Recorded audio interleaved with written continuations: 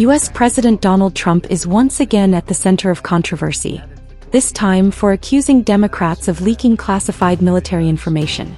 In a Truth Social post, Trump alleged, and we quote, "The Democrats are the ones who leaked the information on the perfect flight to the nuclear sites in Iran. They should be prosecuted." The statement refers to recent U.S. airstrikes on Iranian nuclear sites, operations that were carried out earlier this month, without wide congressional consultation.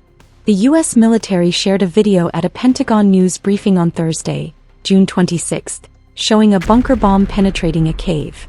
The bomb seen in the video was the same type of munition that was used by the U.S. military in a strike on Iranian nuclear sites the previous week. The video seemed to show a performance test of the munition, the GBU-57A-B massive ordnance penetrator bunker buster. Neither the site of the test nor the date of the test were disclosed. Trump's accusations come right after a highly anticipated closed-door Senate intelligence briefing. CIA Director John Ratcliffe, Defense Secretary Pete Hegseth, Secretary of State Marco Rubio and General Dan Kane, the chairman of the Joint Chiefs of Staff, held a classified briefing on U.S. strikes on Iran on Thursday, June 26, for all 100 members of the U.S. Senate.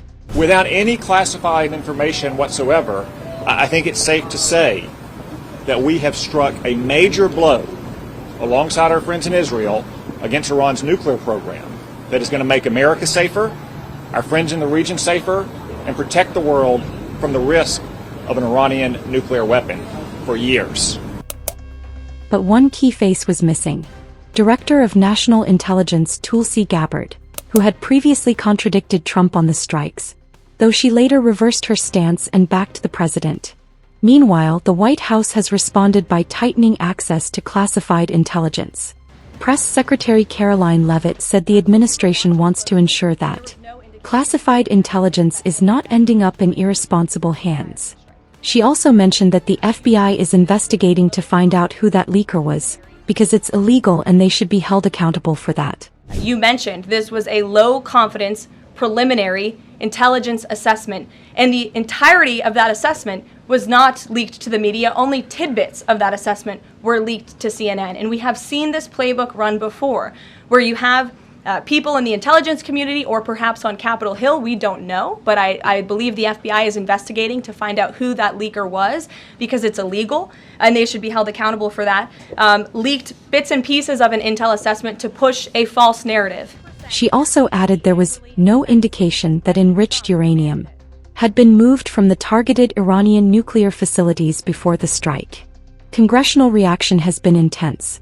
Democrats are now pushing a resolution that would require congressional approval for any future military action against Iran. But as reported by several media reports, this measure is unlikely to pass, given the Republican majority in both chambers. The president formally notified Congress of the strikes 2 days after they occurred. He justified them as necessary to protect U.S. national interests and in collective self-defense of U.S. ally Israel. Democrats remain unconvinced. Senate Minority Leader Chuck Schumer criticized the administration's approach, saying it lacks a coherent strategy to stop Iran from acquiring nuclear weapons.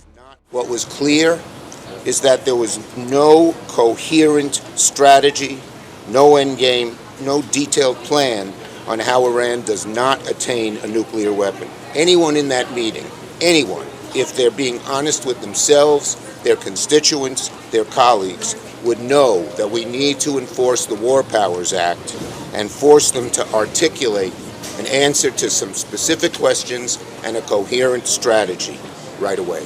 Senator Chris Murphy went further, accusing Trump of misleading the public and questioning why Tulsi Gabbard skipped the intelligence session altogether.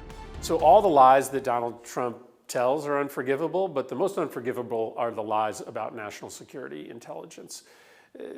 Because when you lie about the threats posed to the United States or about the ability of our military to change realities in a place like the Middle East, that's what gets us dragged into wars. That's what gets thousands of Americans killed. Donald Trump told the country that the strikes on Iran's nuclear research program had obliterated the program. But it turns out that that's not close to true. A leaked intelligence analysis said that it had only set back Iran's nuclear research program by months. As fallout deepens, questions linger over the effectiveness of the strikes, the politics behind the leaks, and the consequences for U.S.-Iran relations. For more on this developing story and all your global political updates, don't forget to like, share, and subscribe to the Indian Express.